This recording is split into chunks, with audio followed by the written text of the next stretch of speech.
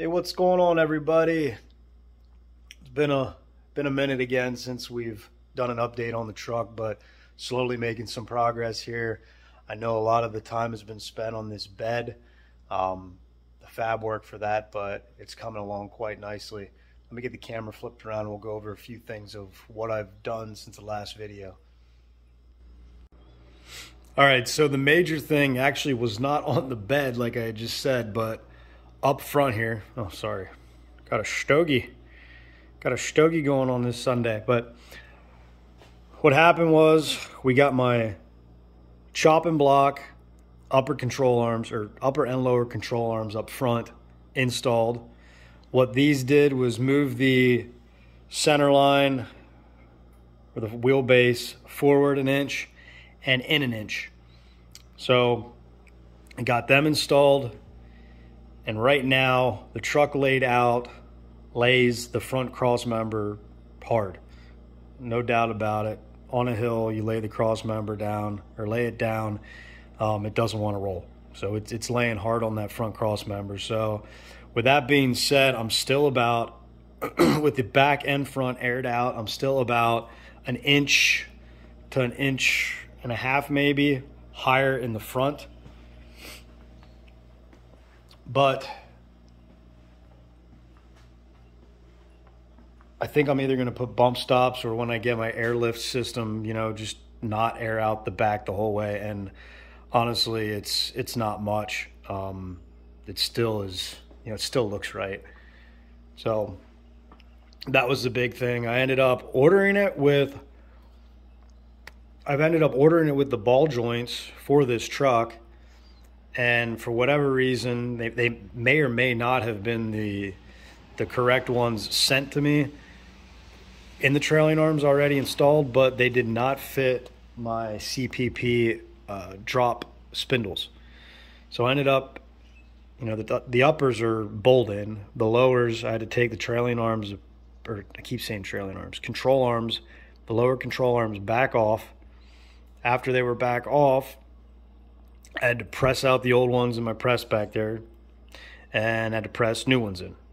And everything's honky-dory now. So the only thing that needs buttoned up in the front yet is the hood's sitting on there, but I got the shock mount, or the hood mounts off the inner fender.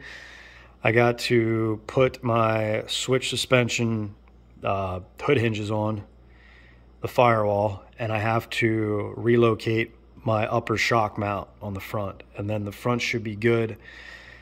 Did run into an issue to help with turning radius. I don't really care from a cosmetic standpoint because I don't think the battery looks bad there, but from a actual being able to turn with this air relatively low, I'm going to have to relocate the battery. So with that being said, the battery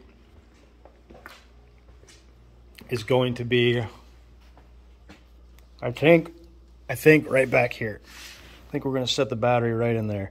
I think that's a good spot for it. If I need to access anything, I can drop the tailgate or open the lid here and be ready to go there. So the other thing I had to redo, or I decided to redo, was on this Watts link. The original center post, or the center bar there, was about 3 inches shorter in length. And when aired all the way up, that bar right there was coming in contact with that mount. So I spaced that out a little bit further. At ride height, these two bars are pretty much running parallel, which is, from what I've been told, what I want. The other thing that I've done, I don't think it was in the last video, was the bed floor now hinges. So up front there, I got 2 bolts in it. I used brass bushings in between both of them. I don't know if you'll be able to see it in the video or not. There they are. So it's not metal on metal. It's very rigid. There's no bearings, but it hinges very nicely. So the next thing is I have some struts that I have on order. They should be here tomorrow, actually, Monday. And I can add them to this, play around with that and mounting points. I'd like them to be mounted from here back I don't know which orientation they're going to be in, all that good stuff. And then I got push button hood release pins. I guess they're technically not pins, but basically you'll have the floor up here. You'll have a round circle with a push button, one on each side. I'm hoping to be able to push down through the wood or punch them through the wood, and then them will be on the surface. Be able to pop it. When I pop them, it'll rise up. So that's it really with that. I did make a punch list over here.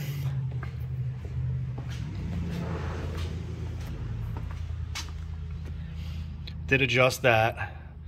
Need to mount and plumb my fuel tank, which I got to order the fuel line and the fittings for that. I just said I need to redo my front, or move my front shock mounts, the hood hinges. I got to get some brake line and a flaring tool kit, and then the wooden bed floor. The drive shaft is at the drive shaft company, or the drive shaft shop right now, getting shortened. I'm going to run a 2-piece with a carrier bearing. I did take some angles here. I determined that my transmission is basically 6 degrees down, which, you know, and this is done at ride height. This is 6 degrees down, which I think my mount back here is a little roached too. So I think if I replace that rubber mount, it'll bump it up a little bit. It's kind of sandwiched and smashed. So that might not be as drastic. So that's one thing. And then the second thing is the rear end at ride height is 2.4 inches up. So I know it's a pretty big gap there. I've been told, and I think I want this angle and this angle to be running parallel, but I need to confirm that. So where is it? I don't know where my hood hinges box. Oh, there they are. Bear with me.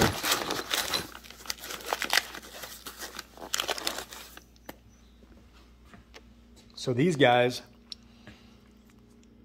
are really slick. All right, you got that there. These will mount on the top. They are threaded. It'll drop in through the wood floor. And then these hood pins will be hard mounted to the floor.